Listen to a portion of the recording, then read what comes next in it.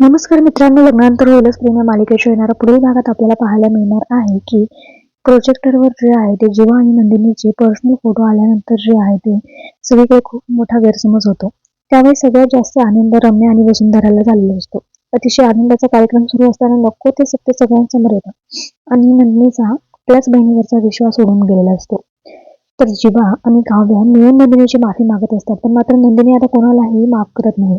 या उलट तीच आता काव्यासमोर हात देऊन म्हणते की माझंच चुकलं, आणि ती काव्याच्या हातून स्वतःच्या थोबाडीत मारून घेत असते.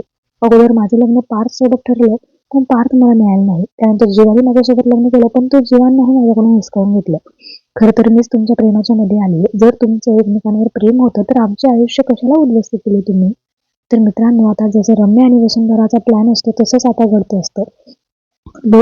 लोक सगळेजण काव्य आणि जीवाला अपराधी ठरू लागतात. तर मित्रांनो, आता पुढे काय होईल हे सगळंच पाहणं रंजक आहे. पण तुम्ही मालिका पाहताय का? मालिका तुम्हाला आवडते का? ते कमेंटमध्ये नक्की कळवा.